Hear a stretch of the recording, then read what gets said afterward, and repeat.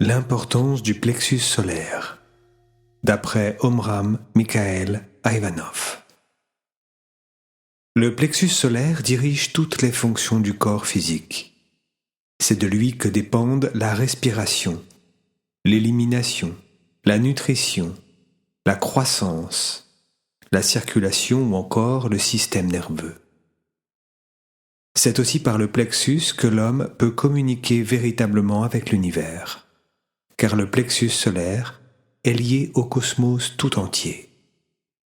C'est donc un centre extrêmement important pour nous, et nous devons éviter tout ce qui peut le contracter, car il commande à son tour la contraction des vaisseaux sanguins et des différents canaux de l'organisme. Et quand le sang ou les autres liquides circulent mal, il se forme des dépôts qui, avec le temps, finissent par provoquer toutes sortes de troubles. Comment renforcer le plexus solaire ? Ce qui perturbe le plus le plexus solaire, et par suite les organes internes, le foie, les reins, l'estomac, etc., ce sont la peur, la colère, les soucis, le doute, l'amour désordonné, les pensées et les sentiments chaotiques. Et comme le plexus solaire est le réservoir des forces, la conséquence de ce désordre est une démagnétisation totale. Mais si le plexus solaire peut se vider, il peut aussi se remplir. Et c'est justement ce que le disciple doit apprendre. Comment remplir son plexus solaire. Je vous donnerai quelques méthodes. Première méthode. Chaque arbre est un réservoir de force issu du soleil et de la terre, et l'on peut puiser ces forces. Vous choisissez un grand arbre, un cèdre, un chêne, un hêtre ou encore un sapin, peu importe. Vous vous adossez à lui en plaçant votre main gauche dans votre dos, la paume appuyée contre le tronc de l'arbre. Et en même temps, vous placez la paume de votre main droite sur le plexus solaire. Vous vous concentrez sur l'arbre en lui demandant de vous donner une partie de ses forces. Il se produit alors une sorte de transfusion d'énergie que vous recevez par votre main gauche et que vous déversez par la main droite dans votre plexus solaire. Ensuite, vous remerciez l'arbre. Deuxième méthode. Vous pouvez aussi renforcer votre plexus solaire en regardant et en écoutant couler une source, une cascade, une fontaine.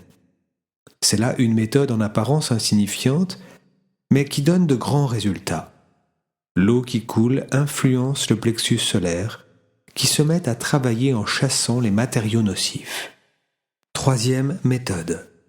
Quand vous méditez sur des sujets élevés et divins, vous pouvez placer votre main sur le plexus solaire, afin de le remplir de force et d'énergie que vous pourrez utiliser plus tard.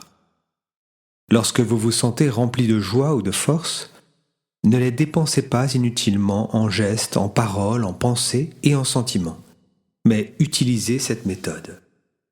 Placez votre main droite sur le plexus solaire en méditant et remplissez-le silencieusement de cette force, de cette joie. Notre plexus solaire est la banque où nous pouvons amasser l'argent qui nous sera plus tard nécessaire. Nous pouvons chaque jour en faire l'expérience. Le cerveau et le plexus solaire.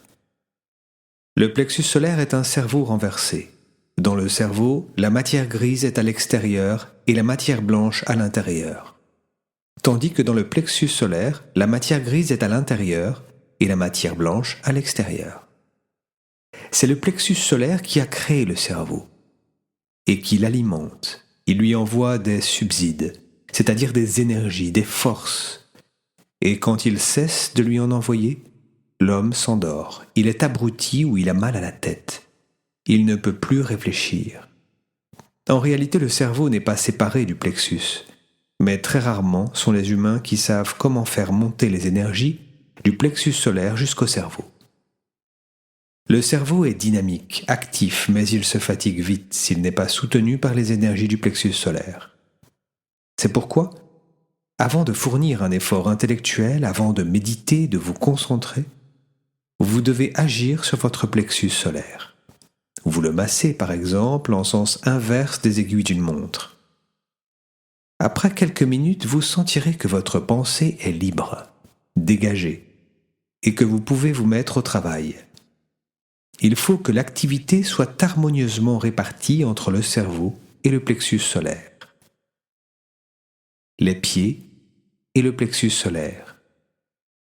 Dans certaines circonstances très simples de la vie courante, vous avez sans doute remarqué l'existence d'une liaison entre les pieds et le plexus solaire.